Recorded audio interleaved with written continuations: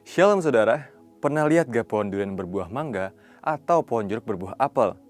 Tentu tidak mungkin itu terjadi secara alamiah, bukan?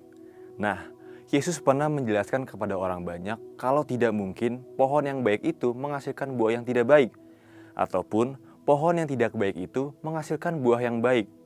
Jadi dari buahnya lah kamu akan mengenal mereka.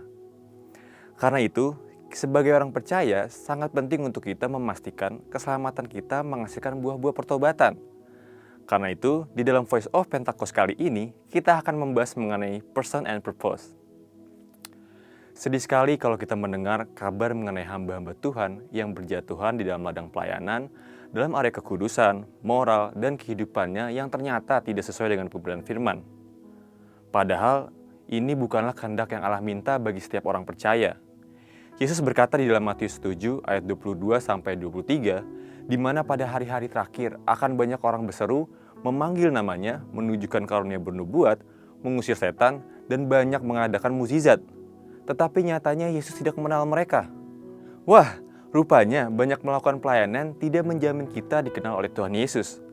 Adalah sebuah kesia-siaan kalau kita sibuk melayani dan mengira itu adalah jaminan kehidupan kekal kita.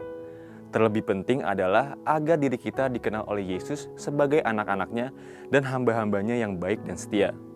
Mungkin saudara bertanya, mengapa Yesus tidak mengenal orang-orang yang mengaku sudah melakukan hal yang kelihatannya rohani?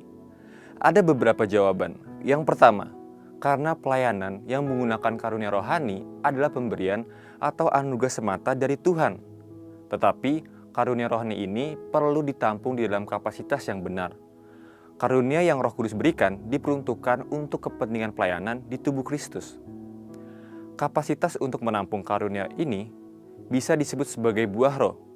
Nah, inilah bagian dari pengudusan hidup, di mana Roh Kudus bersinergi dengan kita, menumbuhkan yang sesuai dengan Yesus dalam hidup kita. Karunia tanpa karakter adalah jalan pintas menuju kehancuran. Yang kedua, hal ini ditegaskan dalam Kejadian 1 ayat 26, di mana manusia diciptakan serupa dan segambar dengan Allah, terlebih dahulu agar mereka berkuasa untuk menjalankan tugasnya. Perhatikan saudara, bahwa manusia harus serupa dan segambar dengan Allah agar mereka berkuasa, bukan sebaliknya. Dalam bahasa Inggrisnya, manusia disebut sebagai human being, bukan human doing. Artinya apa? Keberadaan kita sebagai rupa dan gambar Allah harus nyata terlebih dahulu, sembari kita melakukan pelayanan yang Tuhan percayakan dalam hidup kita. Dari sini kita mengerti kenapa Yesus berkata, dari buahnya lah kamu akan mengenal mereka.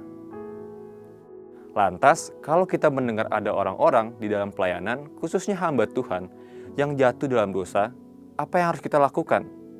Pertama, sebagai orang percaya, kita harus mendoakan agar kasih karunia Tuhan memampukan dia untuk bertobat dan kembali kepada jalan yang benar.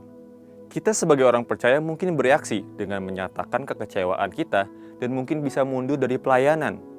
Atau kita memilih jalan yang lebih baik. Kita bertumbuh di dalam kedewasaan rohani dengan mengampuni hamba Tuhan tersebut, introspeksi diri kita yang juga rentan terhadap godaan dosa, dan mendukung untuk proses pemulihan itu bisa terjadi.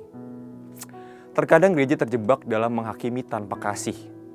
Ayat firman memang menyatakan bahwa kita menghakimi mereka yang ada di dalam gereja untuk tujuan pendisiplinan. Tetapi Yesus juga mengajarkan untuk kita tidak cepat melihat selumbar di mata orang lain, tetapi balok di mata kita sendiri diabaikan. Bagi mereka yang dipilih untuk menjadi hamba Tuhan, yang melayani di rumahnya, ataupun setiap kita sebagai jemaat Tuhan, perlu memiliki budaya saling. Saling apa? Saling mendoakan, saling menasihati, saling mendukung di dalam kasih dan iman. Karena apa? Karena tujuan kita semua sama, menyelesaikan pertandingan iman dengan baik. Untuk penjelasan selengkapnya dari tim teologi kami, silakan buka link yang ada di atas atau scan QR Code yang tersedia. Maranatha, Tuhan Yesus memberkati.